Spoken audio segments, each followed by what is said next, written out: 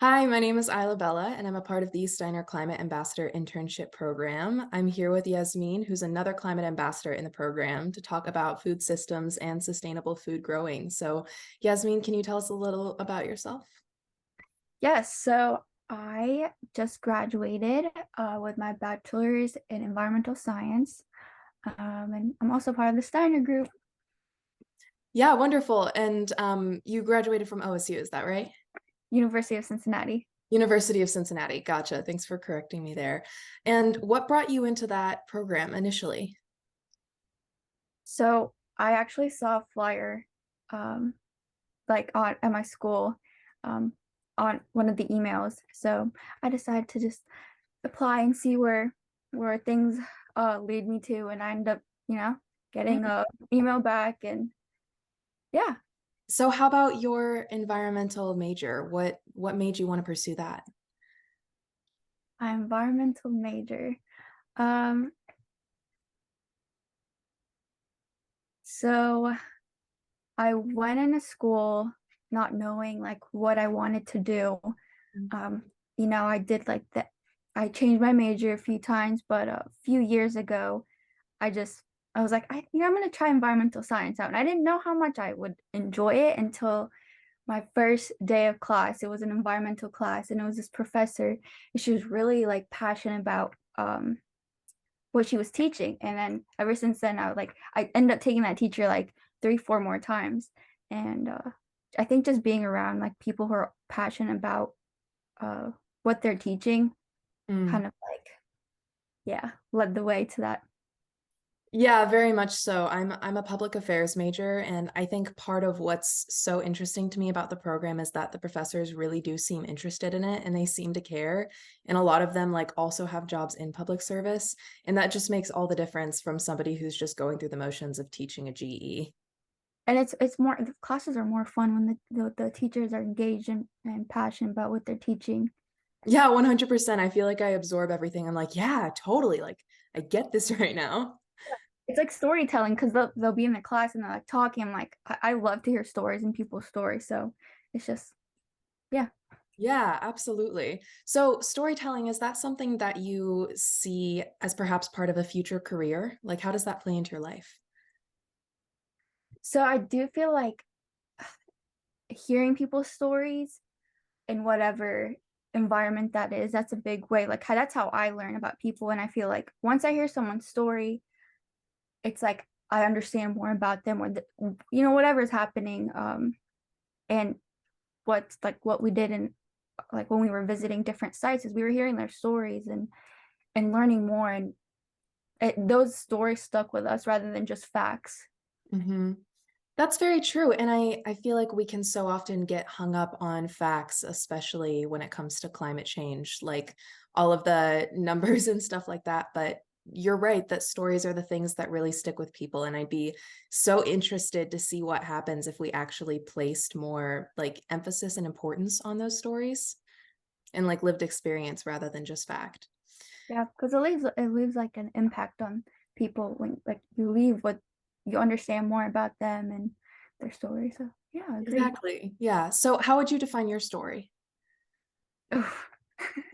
I know it's a hard question, but You know, I think I'm still working on that.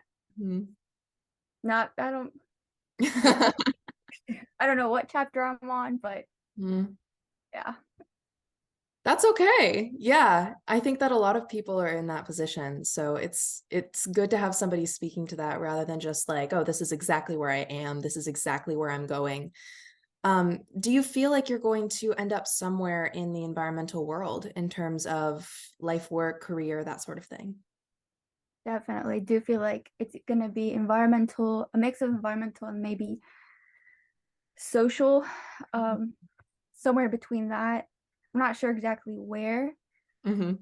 but definitely like merging the two, like equity and then social, environmental science somehow.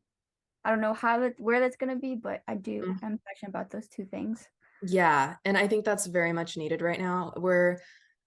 I don't know about everybody. I've been learning a lot about the concepts of environmental justice and essentially how we usually think about like environmentalism as one thing and then social justice issues as something separate, but they cannot be separated. Like they're Oh, the yeah. same thing. Yeah, they're intertwined for sure. Like intersectionalism. Yeah. Yeah.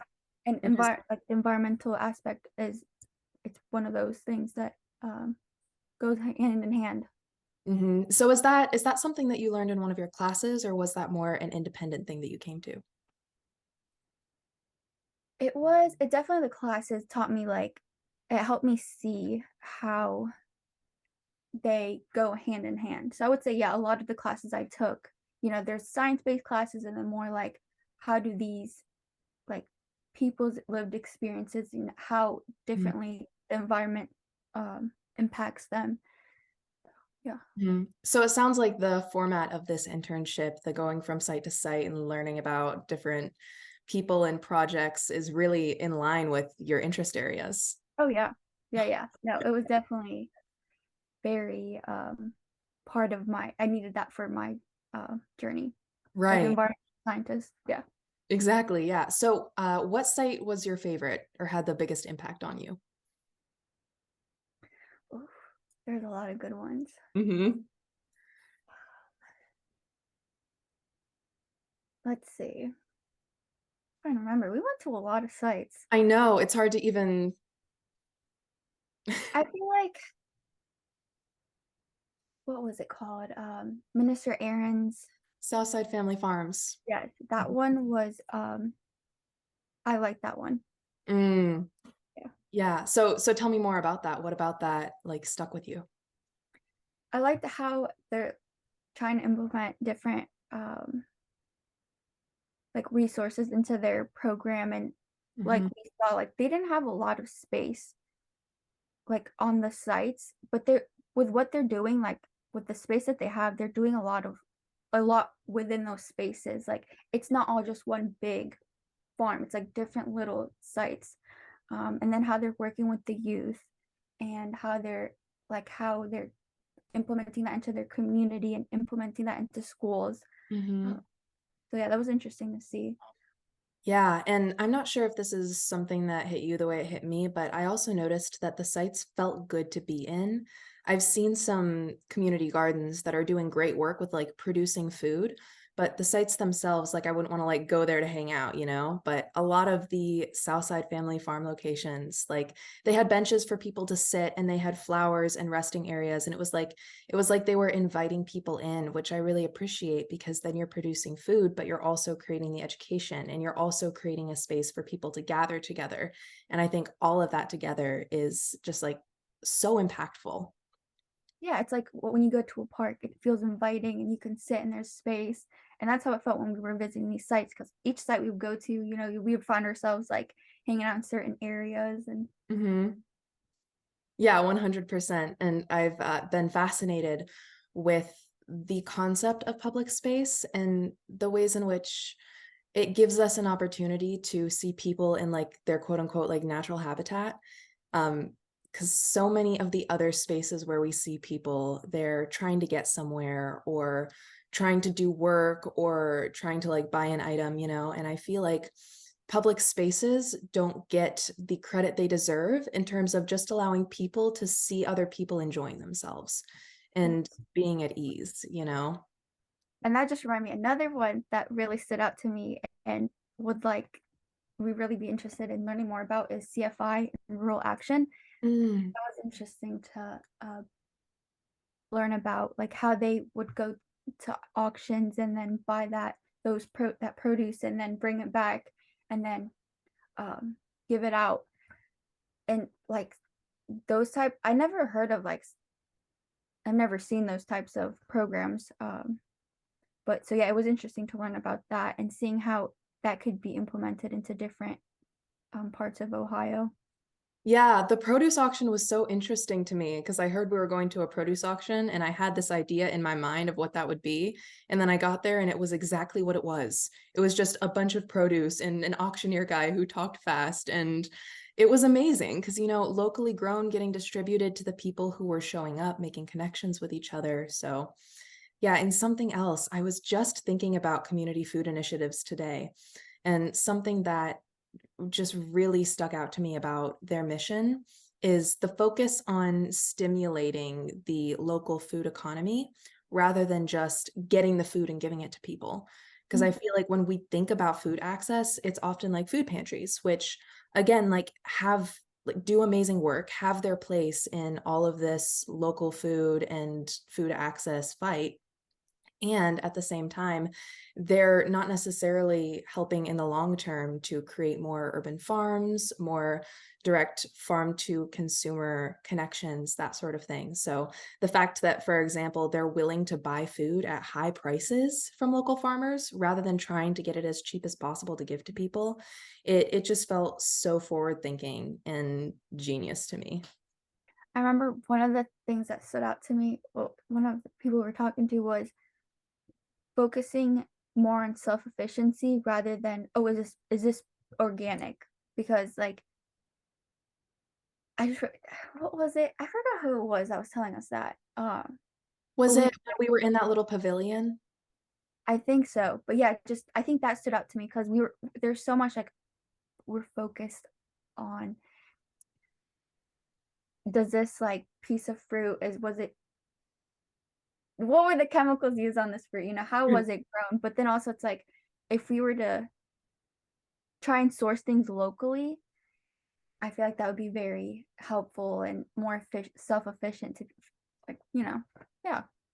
Yeah, exactly. I totally get it, and I also think there's a part of it that's just a tough line to walk because you wanna make sure that you're sourcing food locally and not, for example, like, paying double for organic foods as you sometimes need to do to get organic, which is crazy, but, I think there's also an element on the environmental side of food production that, that is more, like, about the growing practices. So it's really tough to, like, find that balance of, like Balance. yeah, you can't, like, be a purist about it and be, like, only buying the most organic, sustainably grown permacultural like, all of that, Yeah, and at the because same that's what time we focus on in our classes is, like, no pesticides, like, all those practices, like, that's what we're learning about in our classes, but then, so yeah, that's why that stood out to me because 'cause I'm like, yeah, self-efficiency, that's part of being sustainable.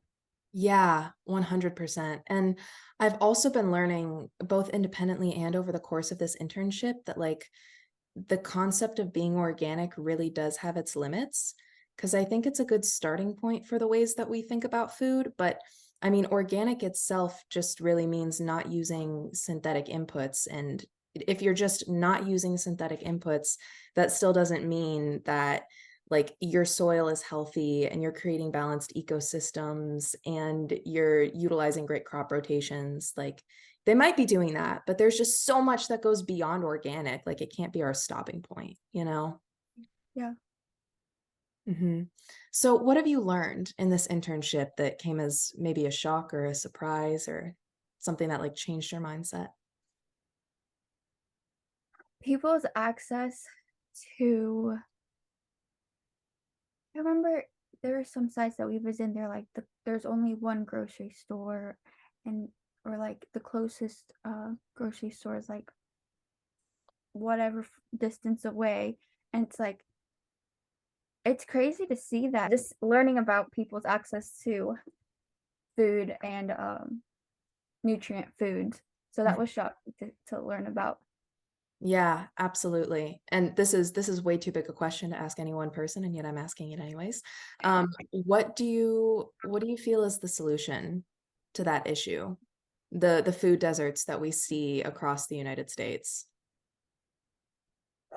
I think what we saw like Southside Family Farms doing, and then like the little community gardens. I feel like in the community where it's like you could just walk down the block and Mhm. pick up your organic, not your organic, your veggies and fruits, and I feel like that's a way to um, hope.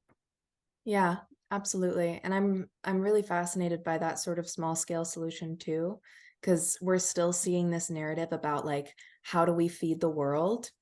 And it's like it doesn't have to do with more production. Like we have enough calories to feed the world. Like they're there. It's the access. They're not getting where they need to go. So I feel like people have this like idea that community gardens and backyard gardens, like they're not going to feed the world because they don't produce enough. But when the issue is access, then isn't having food like right down the street or right outside your back door, isn't that like kind of the only thing that's going to feed the world? Sure, yeah, just like focusing on what's around you, like your community. What can each person do in their community to Hmm. increase access? Yeah, exactly, 100%.